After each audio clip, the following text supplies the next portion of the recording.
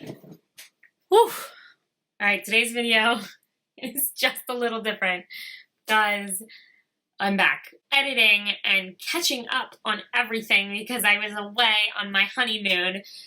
That was not as intended to. It was the alternate honeymoon because our original plan to go overseas, of course, is put on hold for a little while. So it was a short and beautiful honeymoon, and so now I'm back to work. Now I am busy finishing editing, posting more videos for you on YouTube, doing all the research and making sure I am back on track and ready to go because I have quite a few weddings that were pushed into November, and I'm excited. I'm so excited to get back to work.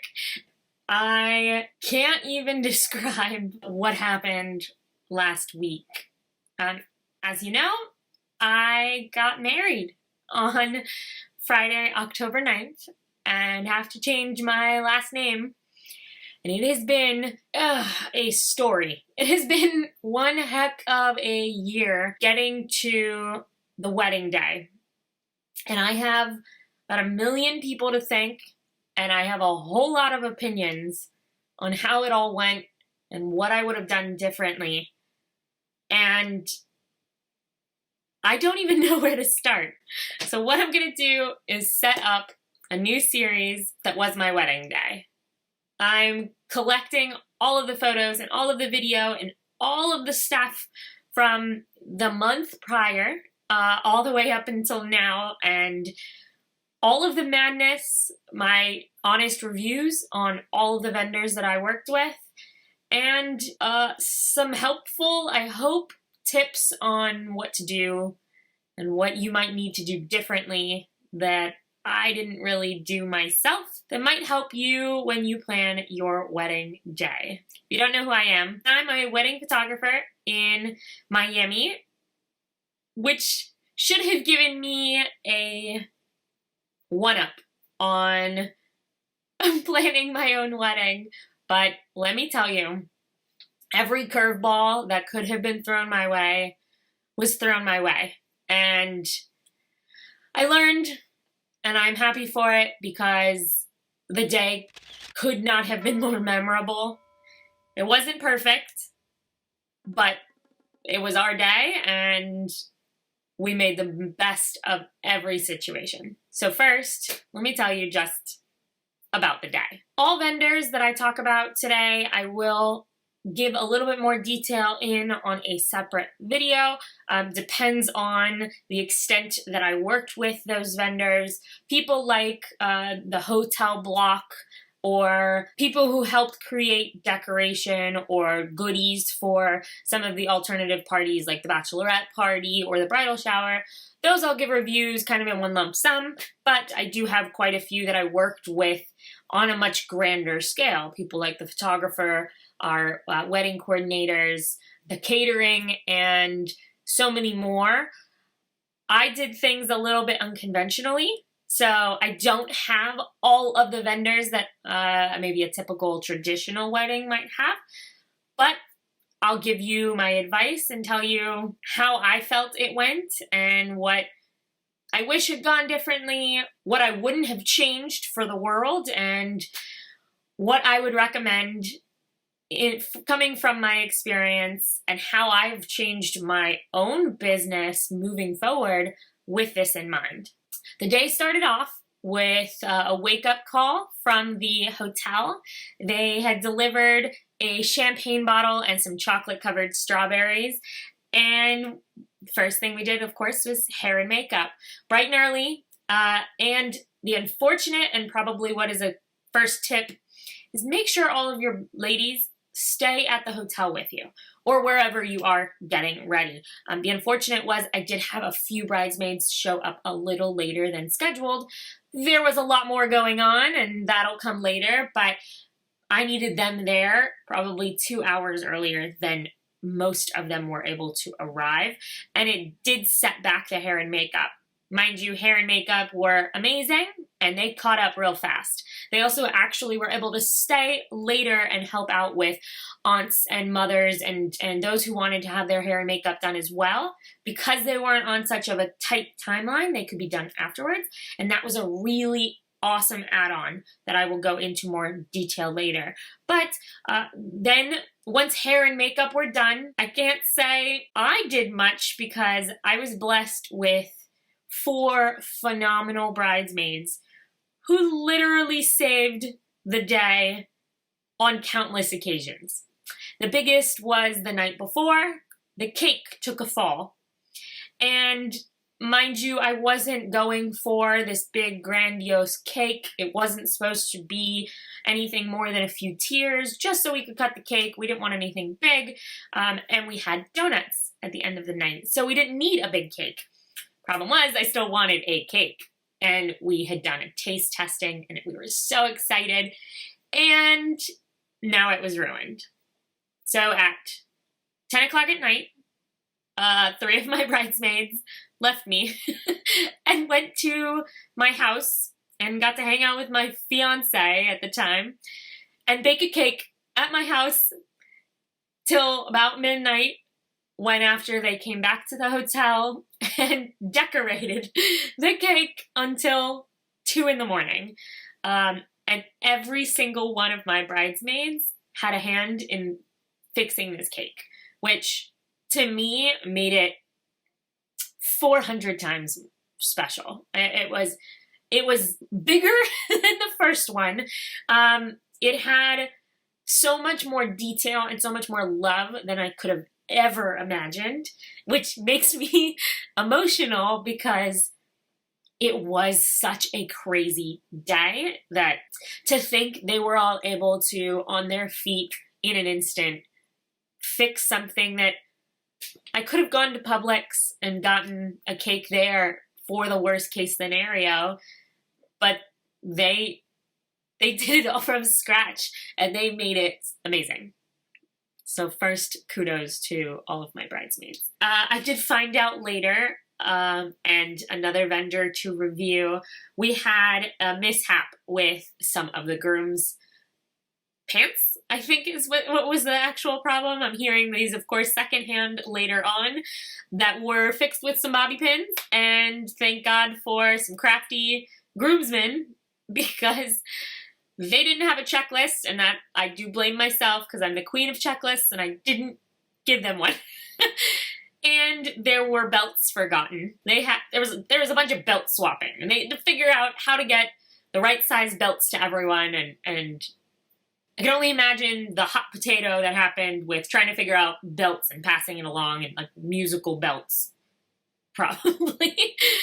But okay, now we're all ready. We're all set to go. And as a photographer, I was very adamant on how I wanted the timeline to go. It's not a traditional timeline in any sense. I had a vision of a better flow for things, and we did want to do quite a bit of special items. So if you haven't heard, I do customized timelines for all of my brides and grooms for a reason, because there is no one-size-fits-all timeline, and no matter what you want, we can make it happen. And I will go more into a customized timeline and what that means for me and how I help all of my brides and grooms. That link and that video will be coming soon, probably in a few weeks. But the customized timeline really meant I could maximize the photography and videography without having to do a whole bunch of running around, and there was not any gaps. There was time, there is always a gap or some wiggle room built into the timeline as a just in case, but it was still pretty on time. I had to make sure everyone stuck to some sort of timeline. So what ended up happening was I did a first look with my dad, my fiance, now husband. It's weird to switch names. He had a first look with his mom, and then we had our first look together. So it gave each of us some time to cry, because that's actually what happens, cry with our parents beforehand, then have our special moment together, go off and take videos and photos, and feel like celebrities with paparazzi. More on the photo and videography company I utilized and my pros and cons to booking someone other than me, but I couldn't photograph my own wedding. I tried, but I'll get to that in a second. After our first look, we did all the photos with the bridal party, and then we hid. We went up and took some time to get away before all of our guests showed up. And this is where I guess it got a little complicated. We had it all planned out, so it did help quite a bit, but there were a lot of specifics that needed to happen because of the nature of 2020. I had created little pins that were red, yellow, and green to symbolize your willingness to hug or give handshakes, or that lack thereof if you were trying to keep your distance. They did mandate that you had to wear your mask, even though it was a completely outdoor venue. When you went up to the bar or were dancing in close proximity, they asked that you wear a mask. And as all of our guests came in, they saw all of the ridiculous arts and crafts that I did for the wedding. And I mean, I went a little crazy. By some miracle, we fit all of the boxes into the van, and I mean, I'm beyond proud. I felt so amazing walking into the reception for the first time and seeing it all come together, because I can envision it and make all of these individual pieces, but until it was all laid out and perfectly displayed, and more on our wedding coordinators who did some miracle work all day. Because of them, it all came together and was better than I envisioned. And so we start the ceremony. All of the chairs are a little farther apart than they originally were planned on being. There was just a little more space to everything, which probably will look cool in the photos, but I will show you those as soon as I get them back. The ceremony was unexpected. It was perfection, even with a mispronunciation of my name. It was still perfect, and both of us surprised each other during our vows. When I say I tried to photograph my own wedding, I did. I had a Polaroid hidden so that I could take a photo of my now husband with a Polaroid camera, and it was so perfect. And we popped champagne in the middle of his vows, which I had no clue. It was all a surprise. One of my bridesmaids kind of pulled it all together, and she was the grammar police as well as the instigator of all of the madness, because she helped put this all together and make sure both of our surprises were hidden and ready to go at the beginning at the altar. So when we had our vows, we knew they were ready to go. Then we skipped off after the kiss. I had created paper airplanes. Of course, our wedding was themed travel. So the paper airplanes were actually the programs, and they were ready to go. So as soon as we said I do, everyone was able to throw these paper airplanes in the air. And instead of bubbles or sparkle at exit, we had paper airplanes. And I'm so excited to see what it looks like in the final photos and the final video, because it was a brainchild of mine, and I don't know if it actually worked, but it looked cool when I was walking down the aisle with paper airplanes flying. We started with cocktail hour, and of course it got a little funky because we're trying to go up to the bar. You have to remember a mask. I did, instead of table photos, we had a receiving line. So my now husband and I stood in one spot and had everyone come to us. So I had made a backdrop. We stood in one place, and everyone just kind of came, stood at the background with us, took their photo, and kept going. And it worked out amazing, with my biggest tip from the entire wedding. For about 9 days, because it went longer than a week, I had lost sensation to my toes. I'm not kidding. I'm pretty sure there was some nerve damage, because I was balancing on my heels until I screamed bloody murder and asked for my dancing shoes earlier than I originally anticipated, but whatever. And swapped out my shoes. My feet were so beyond dead that I literally had numb toes for 9 days. So warning, if you're going to be standing in gravel for more than an hour, change your shoes. Big warning across that one. Perfect, awesome. We have photos with every single guest, which was a huge deal to me. And then we got to dance. Our first dance was not choreographed, and we sang to each other, and it was beautiful. And then we ate and had the coolest catering. More on that later, but we ate pizza. And now is when the problem of weather really took its toll. And I was upset originally that I was going to have to put up a tent over such a beautiful venue. I really didn't want to put a tent up, but okay, I'm going to have to. There's a chance of rain, and all of my crafts are made out of paper, and they will not survive if put in the rain. So, okay, I've got to do it. Thank God that I put up a tent, because it poured for 3 hours. And right in the middle of dinner, our catering was a wood-burning stove out in the middle of the venue.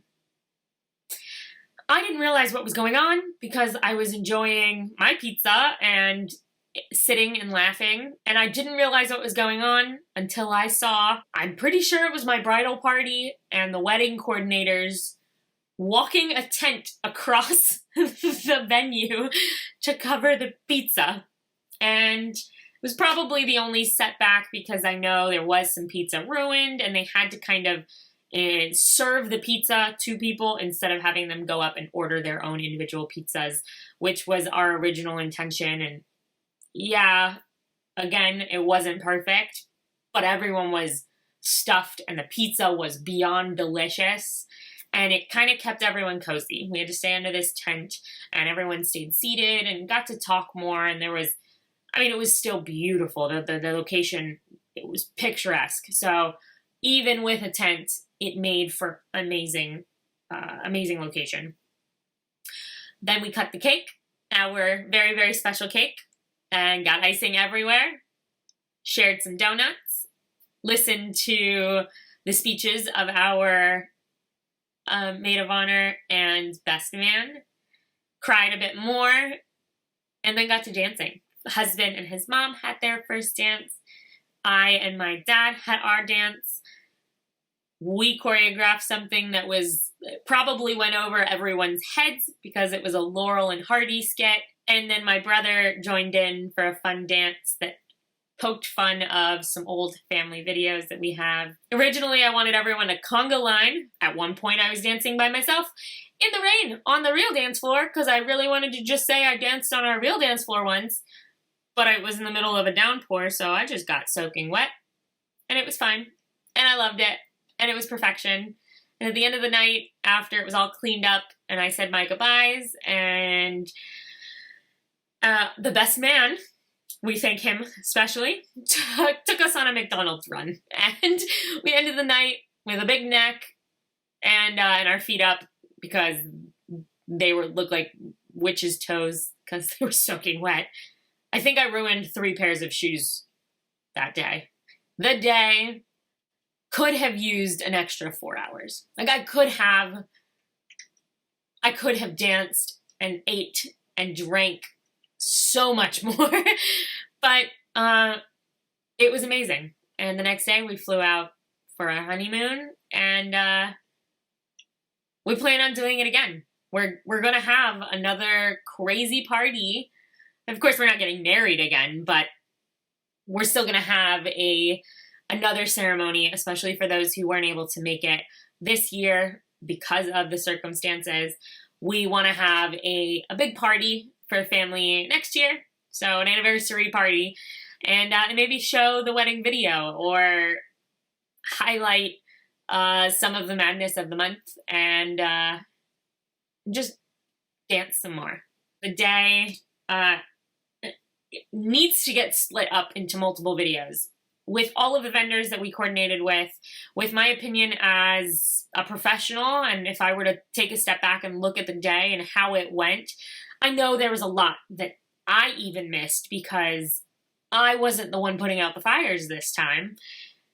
Because of that, I've got a lot to say. Next week, I'll have another video for the series about our wedding vendors. So stay tuned. If you have any questions or there's anyone specific that you have questions about, let me know. Leave me a comment below. Make sure that you subscribe and hit the like button so that I can share. Have a wonderful one.